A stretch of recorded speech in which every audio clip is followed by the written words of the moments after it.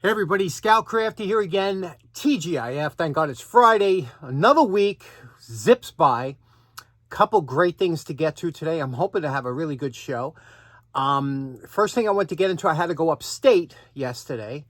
And this is my first time upstate, believe it or not, for the spring. And I had a lot of things to think about what I want to do upstate, for the simple reason. For those of you just tuning in, I have about 3 acres of land upstate in the Parksville area of New York State. Beautiful area. It's the watershed area for the city here. This is where we get our water from, up there. And on the website, conservation website, they asked last year, they said, would you consider, people in my area, would you consider letting some of your vacant area, your lot, your grass, grow wild? They're having a bit of a bee issue. A lot of bees were having problems in the area, upstate New York, things like that. And they wanted to increase the population of certain insects, things like that, and to let it go. In other words, let some of your land go a little bit wild instead of cutting it down. Now, I've always kept half of my property was wild, but that's all trees and stuff. The other half I kept as almost like a golf course. I had the grass beautiful and stuff. But I said this year, what I'm going to do is I'm going to let some of it grow wild, and we could see what happens with it. I have a nice little pond there with two beautiful turtles, Stanley and I don't know if the other one's a boy or girl, but Stanley and his friend. And now I decided to cut the lawn in a way that will, let me show you what I'm talking about. Now, as always, it's beautiful, bright, white, puffy clouds up there.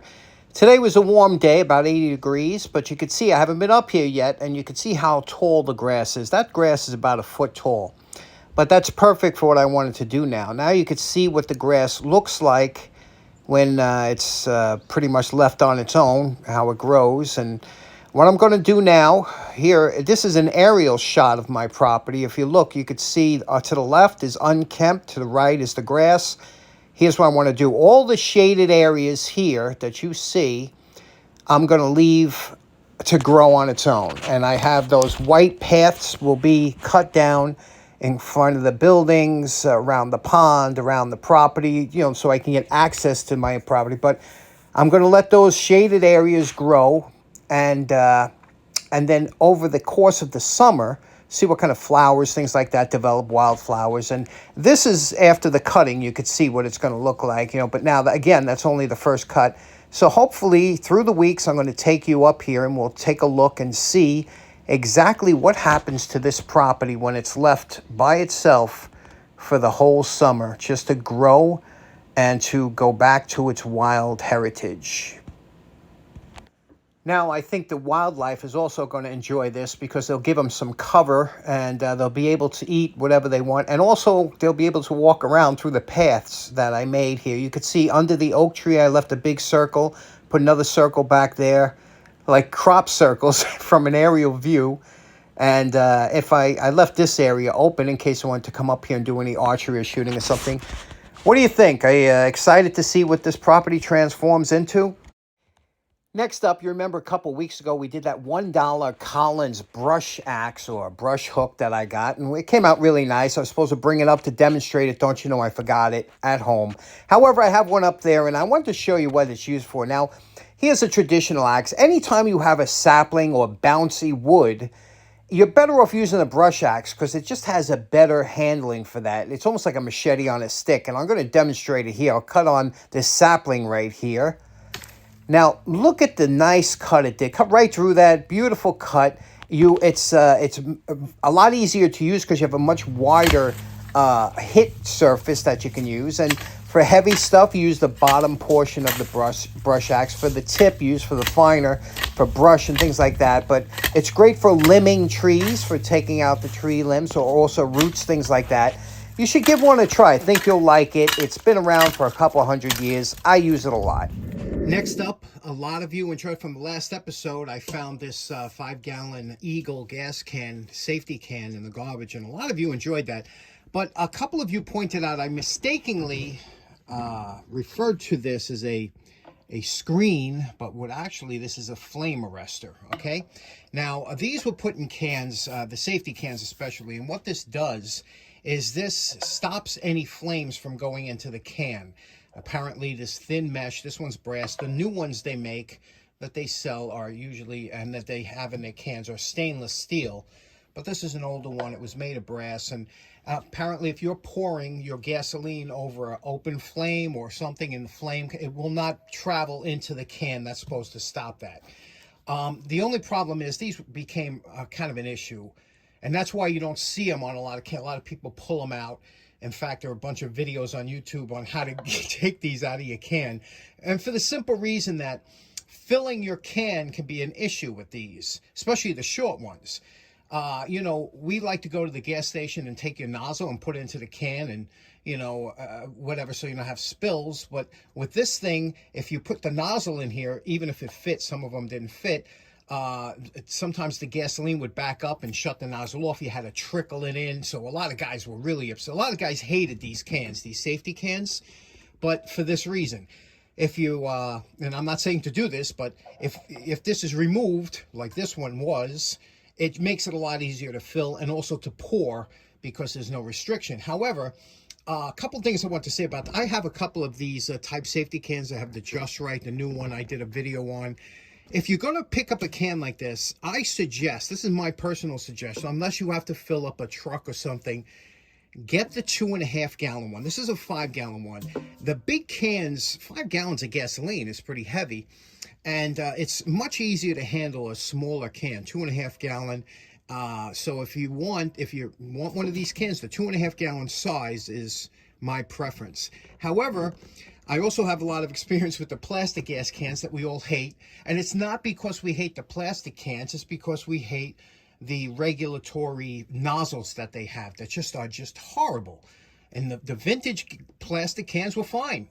But the new, once they started going with all these clips and, you know, I don't even have to get into that. However, there is one can that I have, this can here. It's a push button gas can, and it's a 1.5 gallon size. What a fantastic size for filling your weed whacker, your leaf blower, you know, even your lawnmower or something like that. It's 1.5 gallons, which is enough. And the nice part is that it's 1.5 gallons.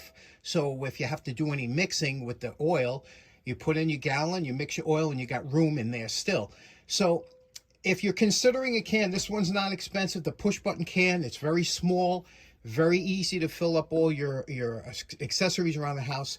I recommend this can. I've had one for about 8 years, never gave me an issue, and it's fantastic. Next up, the other day in the mail, I got a fantastic gift, a book from my buddy Frank Pollacia, good friend of the show.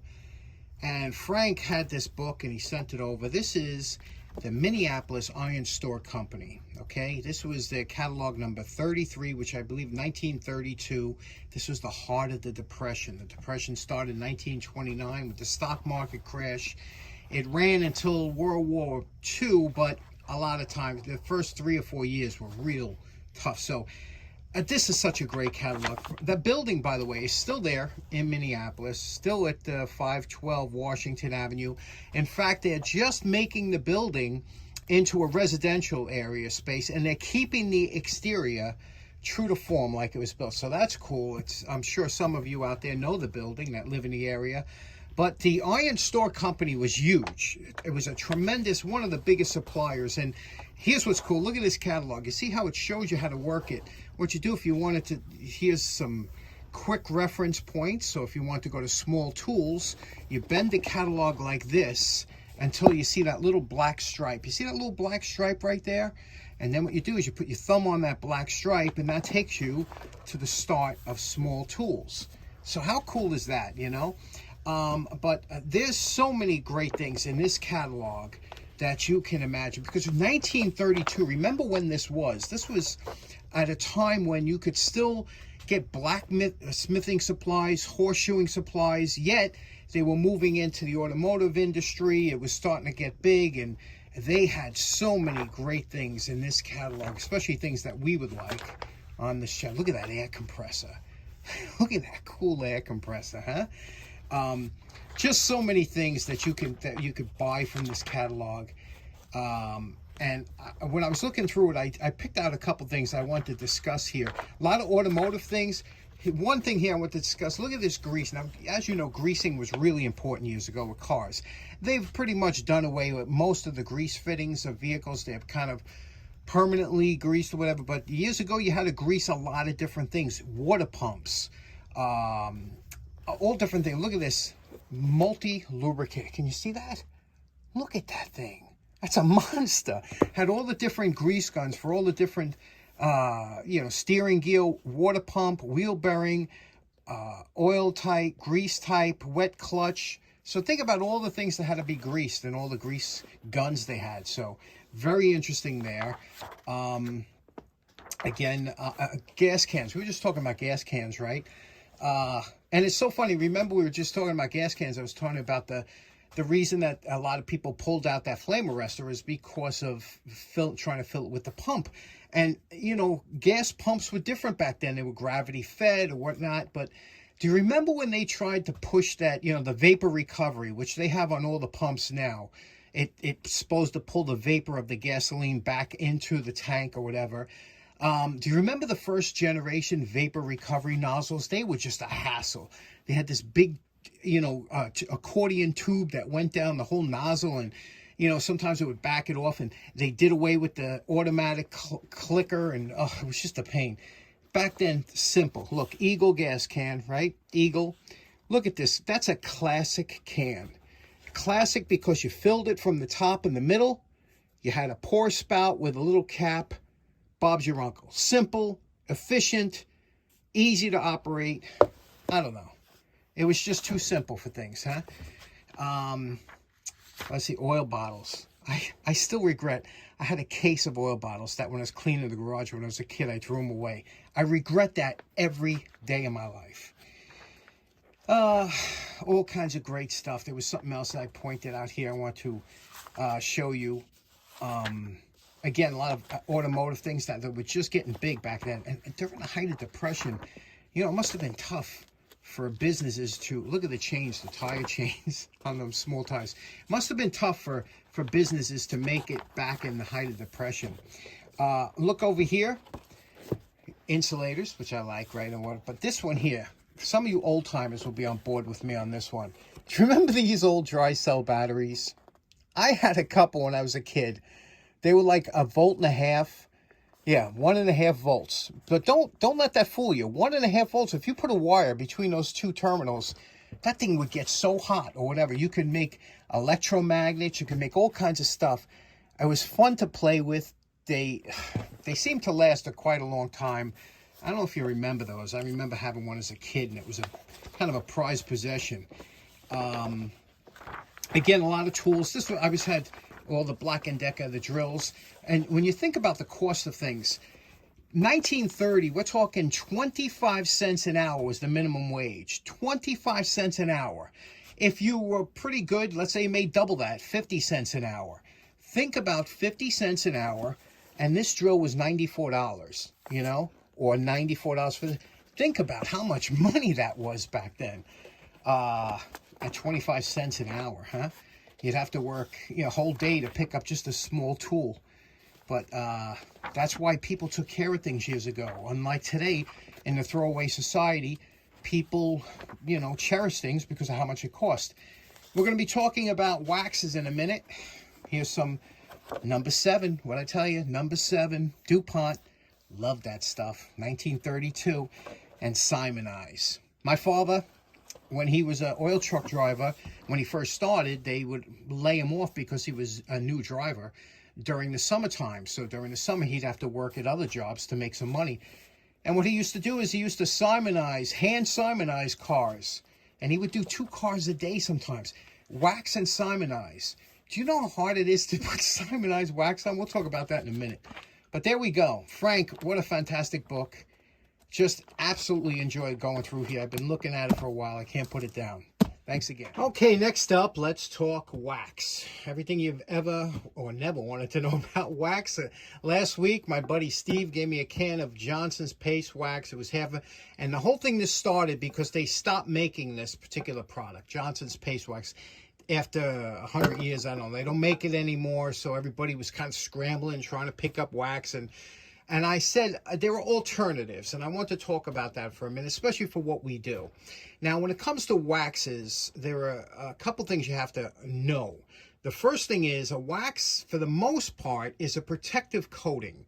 Just like you can use a candle's wax, beeswax, any kind of wax. It's meant to coat an item to stop it from getting either oxidized or fingerprints or whatever. It's a protective coating. Now, you don't put wax over a dirty object because a wax is just really supposed to be a protective coating, although they do have additives to some wax, making it what's called a cleaner wax. See, what you really want to do is you want to start off with a polish to get the paint or surface ready for wax. Now, I looked around the shop. I said, what do I have that I can demonstrate this? And I came up with this beautiful, look at this bad boy. Yeah, that's right. This is a bell, and we're going to take and we're going to work on this. And I'm going to show you there's nothing wrong with that, no sense of repainting it. We're going to remove this from here, and I'm going to show you the process. Okay, first thing, remove bell from housing, clean up the bolt, wash the bell. Okay, now we wash the bell. Actually, we use Comet to make sure there was some grease on there.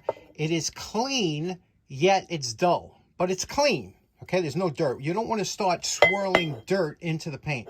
Now this clean, there's no dirt on there. A little bit of moisture on there from me washing. Now we're going to take a damp rag, preferably like a terry cloth or something, and I'm going to use a polishing compound.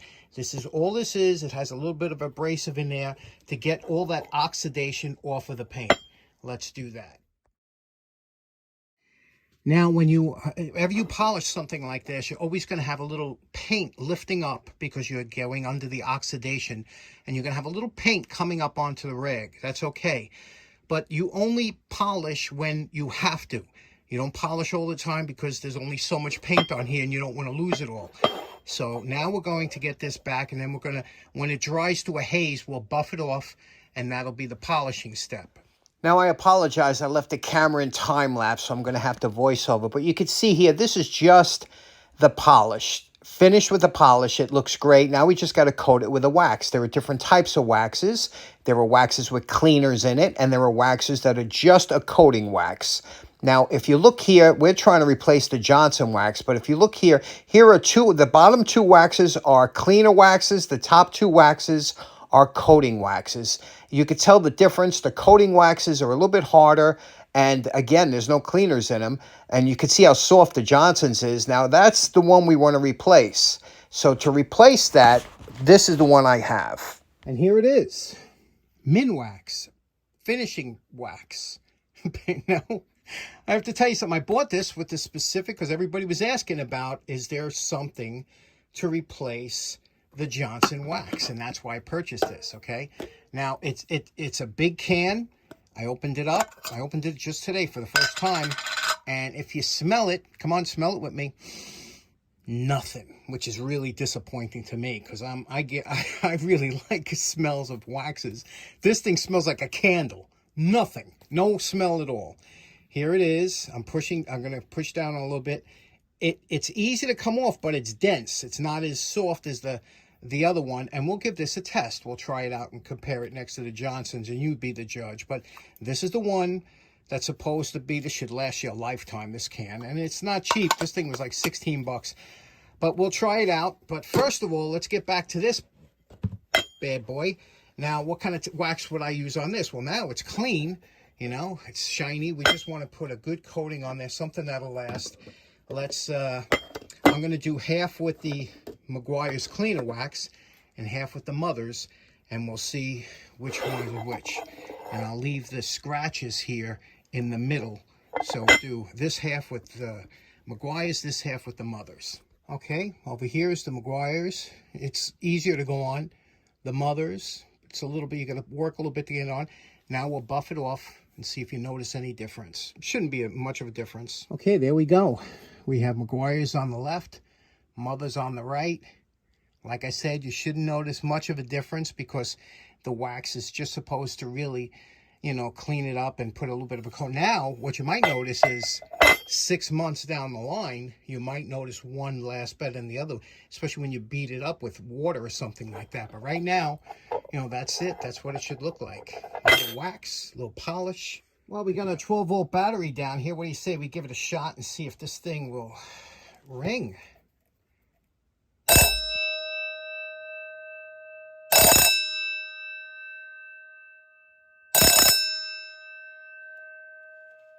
How nice is that? Okay, real quick as a test, what we're going to do is we're going to test the 3 here. I'm going to use the Minwax finishing paste wax, which is supposed to be just like a neutral wax. We'll do that on the bottom 1/3. We're going to use the Johnson's paste wax over here in the middle from here to here. And then we're going to use the cleaner wax just on the top here. See if it makes any difference between it. You know, just the Meguiar's on the top from this line up. Let's do that. Okay, I put equal coats on, letting it set up. There is no polishing underneath. This is just to see what kind of coating it gives on top. Okay, there we go. We buffed it off, and as you can see here, not much of a difference. Maybe you could see better in the camera here. I'm passing it through the light. This here is the Minwax. Okay, that's just a regular wax. Over here is the Johnson's paste wax. Again, regular wax. But on top here is the Meguiar's cleaner wax. And I have to tell you, even though this is only a smaller section, I can tell one thing. This is a lot smoother. You know when you finish waxing your car and you throw your towel on the hood and it slides off? This gives you that smooth feeling. Maybe because it's got the cleaning properties in it. This here, it's a coating. It's just a wax. It's not meant to do any cleaning. Just a coating. Which one do you like? So, there we go. This is supposed to be the replacement for this. So in closing, special thanks to Frank for that awesome book, and I fear I went a little bit long on this video anyway. I hope you have a fantastic weekend. Thanks so much for tuning in. Take care now. Bye-bye.